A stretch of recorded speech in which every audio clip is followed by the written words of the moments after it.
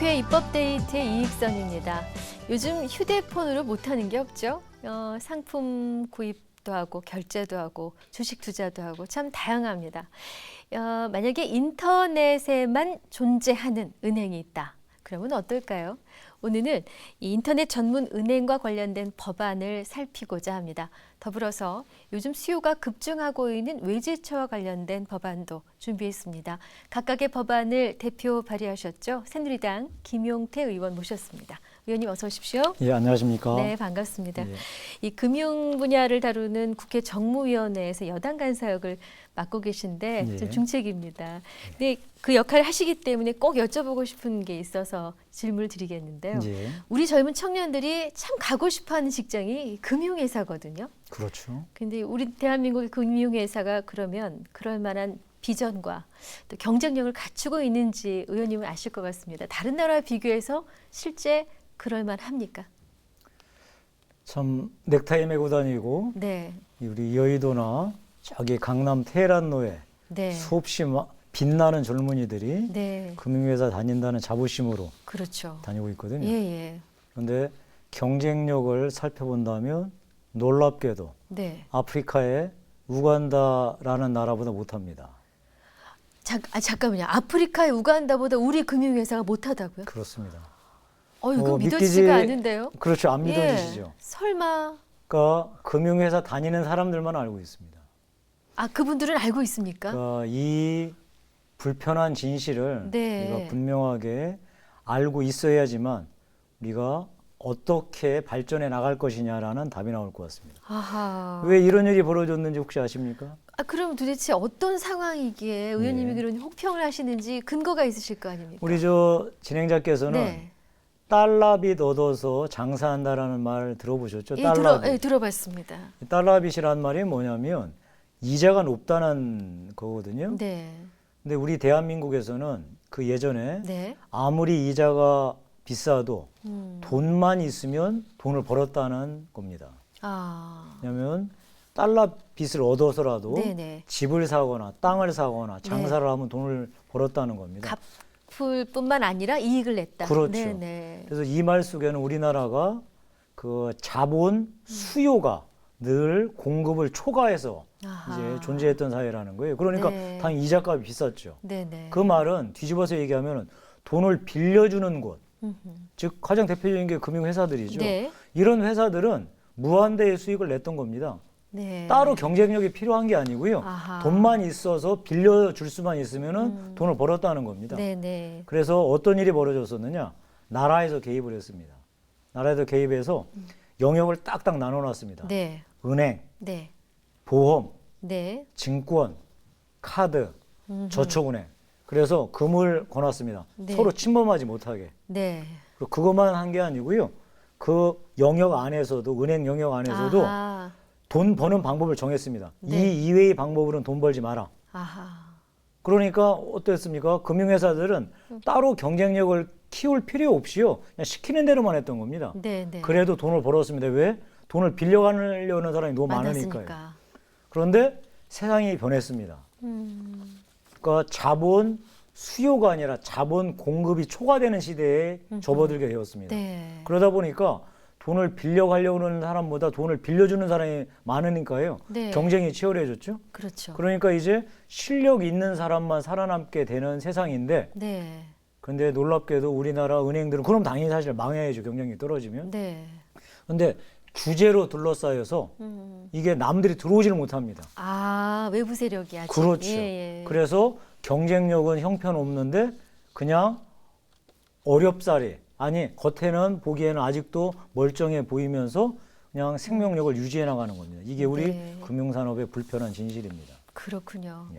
오늘 다루고자 하는 내용과 아주 깊은 연관이 네. 있는데 사실 핀테크는 많이 들어봤습니다. 네. 근데 사실 이것이 도대체 뭘 말하고 네. 어떤 기능을 하게 될 것이며 이를 통해서 우리는 무엇을 잃고 무엇을 얻는지에 대해서 잘 모릅니다. 네. 의원님 좀 설명해 주십시오. 작년 말부터요. 네. 올해 초 네. 대통령을 위시해서 소위 금융에 대해서 관심이 있거나 네. 금융을 매우 중요하게 여기는 사람들 모두 다 핀테크가 대한민국을 먹여 살릴 것이다 라고 얘기하지 않는 사람이 아무도 없었습니다. 네. 그 말은 우리나라가 아직 핀테크를 안 하고 있다는 뜻이겠죠. 대신 핀테크를 잘할 수 있는 환경이다. 네. 하기만 하면 정말 돈을 벌 것이다. 그런 얘기입니다. 아하. 우리나라는 핀테크가 없습니다. 그럼 네. 핀테크가 뭔지 제가 아주 간단하게 보여드리겠습니다. 네네. 이 판넬에서요. 네네. 아, 예. 이 사진은 이건 우간다가 아니라 탄자니아군요. 이 아프리카의 네. 탄자니아라는 국가입니다. 네네. 그 탄자니아에서는 지금 핀테크가 성행하고 있습니다. 우리 카메라가 여기를 좀 줌인해 주실 수 있나 모르겠습니다. 네. 이게 에어텔 다음 밑에 잘 안 보이지만 붉은 글씨로 머니라고 써 있습니다. 머니. 에어텔 머니. 에어텔은 통신회사입니다. 아, 네. 통신회사에서 머니를 한다는 말입니다. 이게 무슨 말이냐? 통신회사가 통신회사 통해서 돈을 송금할 수 있다는 겁니다. 아, 우리로 치면은 뭐 SK텔레콤이나 이런 곳에서 그래서 돈을 송금한다는데 우리는 못하게 되어 있습니다. 그렇죠. 돈 송금은 오로지 금융회사만 할 수 있습니다. 예. 그런데 이 회사 에어텔에서는 송금뿐만 아니라 돈을 빌려주는, 즉 대부도 해줄 수 있습니다. 아. 우리나라는 돈을 빌려주는 것은 여신 전문업체 내지 네. 대부업체, 은행밖에 못하게 되어 있습니다. 그렇죠. 근데 이 회사들은 이 탄자니아라는 나라에서는 이런 금융회사의 영역을 네, 이런 네. 기술회사들이 침범해서 같이 경쟁적으로 하고 있다는 뜻입니다. 야, 이걸 그러니 아까 우간다보다 뒤져 있다라는 말씀이 무슨 말씀인지 조금 알 것 같아요. 그러니까 핀테크라는 말을 네. 따져보면 네. 이 핀이라는 말은 파이낸스, 즉 금융의 약어고요. 네. 테크는 테크놀로지, 네. 즉 기술 산업과 금융 산업이 융합해서 네. 새로운 영역을 만들어낸다는 뜻인데요. 네. 우리나라는 금융은 금융회사들만 해라. 기술 산업은 금융할 생각하지 마라. 딱 짜게놓은 겁니다. 네. 그런데 세상이 어디 그렇습니까? 이제 다 융합해서 융합하는. 경쟁력이 높은 회사들이 살아남도록 해야 되는데 그렇죠. 우리는 불행하게도 안 되고 있어서 네. 이런 것들을 같이 융합해서 하자. 네. 근데 핀테크가 대한민국의 금융을 먹여 살릴 것이다라고 하는 말 속에는 대한민국이 현재 핀테크는 안 하고 있지만 네. 하면 정말 잘할 수 있는 토대와 여건이 마련되어 있으니 하자라는 네. 이런 숨은 뜻이 숨겨져 있습니다. 그 많이 늦었습니까? 갑자기 걱정이 되는데요. 지금 다른 나라가 막 활발히 하고 있는데요. 네. 대한민국 결심해서 시작하면 안 늦었고요. 네. 하면 잘할 수 있습니다. 그렇군요. 네. 의원님께서 마침 또 핀테크 관련해 법안도 발의하셨는데 네. 혹시 이 내용이 박근혜 대통령께서 얘기하셨던 뭐 천송이 코트라든가 뭐 알리바바와 관련된 연관이 있습니다. 맞습니다. 예, 네. 예, 우리 지금 핀테크 산업에서 가장 각광받는 총알로 떠오르는 게 바로 중국의 알리바바라는 회사입니다. 그렇죠. 네. 알리바바라는 회사는 처음에는 전자상거래 업체였습니다. 네. 우리나라의 많은 인터넷 쇼핑몰처럼 그런 네. 회사였습니다. 근데 이 회사가 어느 날 어느 날. 알리페이라는 네. 소위 결제 수단을 갖게 됩니다. 음흠. 그리고 두 번째는 이 회사에서 단지 자기들이 운영하는 알리바바는 전자상거래에 알리페이를 갖고서 결제하는 거 말고 돈을 빌려주기 시작했습니다. 왜냐하면 네. 당장 물건을 사고 싶은데 아니면 물건을 샀다 조금 모질라는 돈을 아하. 사람들한테 빌려주기 시작했습니다. 네네. 빌려주기뿐만 아니라 알리바바에서 당신들 우리가 이자를 높게 쳐줄 테니 우리한테 돈을 맡겨라 어머. 라는 산업까지 아. 시작했습니다. 네. 그래서 이런 금융 전반적인 산업, 나아가서 우리한테 좋은 보험 상품을 가진 보험사들은 우리한테 판매를 위탁해라. 네. 우리가 팔아줄 테니까. 아하. 그러니까 이런 것들을 하면서 갑자기 이 회사가 전자상거래 업체이면서 네. 결제 대형 업체이면서 이런 금융의 다양한 이 회사들이 수행하는 것을 같이 종합하는 회사가 됐습니다.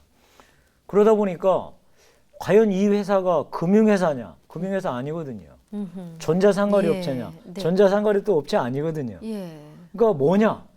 정말 그야말로 복합적인 회사. 그래서 이런 회사가 핀테크 회사구나라고 네. 한 겁니다. 그렇군요. 근데 사실 중국이라는 나라가 대한민국보다 소위 그 I 테크놀로지 네. 이쪽 인포메이션 테크놀로지 이렇게 아주 뛰어나게 높은 건 아니거든요. 네. 그다음에 금융 산업이 뛰어나게 높은 건 아니거든요. 네. 근데 이런 것을 융합해서 새로운 세계를 네. 선점하다 보니까 우리를 훨씬 앞서 나가고 있습니다. 그러네요. 따라서 우리도 그 앞선 우리의 인포메이션 테크놀로지, 정보통신, 그다음에 상대적으로 중국보다는 우리가 금융산업 발전해 있거든요. 네. 이런 거를 연결해서 아하. 그 빨리 그 늦은 이런 핀테크 시장을 빨리 선점에 들어가는 게 네. 필요하다 할 것입니다. 네. 조금 늦었지만 지금 시작하면 우리 따라잡을 수 있다. 이런 희망적인 메시지로 그렇습니다. 알아듣겠습니다. 제가 아는 인터넷 뱅크를 포함해서 여러 의원들이 네. 법안을 내고 있습니다. 핀테크 관련해서 네. 이런 법안들이 잘 정리가 돼서 통과되면 네. 내년부터 핀테크가 대한민국을 목에 달리는 중요한 산업으로 자리 잡을 것으로 확신하고 있습니다. 그렇군요. 네, 이제 두 번째 내용으로 넘어갈 텐데요. 의원님께서는 지역 주민들과 만나시는 그 민원의 날 행사에서 특별한 입법 아이디어를 얻으셨다고요. 예, 네, 그 대리기사가 찾아오셨어요. 네, 자기가 식당에서 주차 대리를 해주면서 나중에 네. 식사 끝나면 네. 예, 그 운전하고 가려고. 아, 근데 이게 가장 좋은 외제차였답니다. 아유, 근데 저런. 불행하게도 주차하다가 옆에를 살짝 긁어서 이제 그 사고를 냈는데요. 네, 알고 봤더니 어마어마한 수리비가 나온 겁니다. 근데 더 기가 막힌 것은 네. 그 수리를 맡긴 동안에 동종 차량의 동급 차량의 외제차를 아, 이 피해자가 렌트를 한 겁니다. 예, 예. 그러니 그 렌트비하고 수리비하고 합치니까 정말로 이 대리기사로서는 인생 정말 파산의 이를 지경으로 엄청난 수리비가 나왔다는 거죠. 네. 야, 그래서 이게 도대체 원인이 어디 있나를 정말 본인이 한번 밝혀주길 바란다라고 찾아왔더라고요. 아. 이 사람한테는 생명이 달린 일이거든요. 그렇죠. 그래서 제가 이제 원인을 파고들었습니다. 네네. 거기 봤더니 그 가장 핵심 원인은 네. 보험 요율 체계에 있다는 걸 알게 되어서 네. 이 보험료 체계를 완전히 개편하는 보험법 개정안을 내게 되었습니다. 아, 그러셨군요. 그럼 핵심 내용은 어떤 것입니까? 현행 우리 보험 요율 계산할 때는 네. 차량의 구입 단가를 기준으로 요율을 매기게 되어 있습니다. 구입대 가격. 그렇죠. 예. 그래서 그렇게 매기다 보니까 어떤 일이 벌어지느냐? 네. 제가 이 표를 보고 말씀드리겠습니다. 1억 원짜리 외산차라고 칩시다. 네. 다음에 1,000만 원짜리 국내차라고 네. 합시다. 둘이 차가 부딪혔습니다. 사고 났습니다. 예.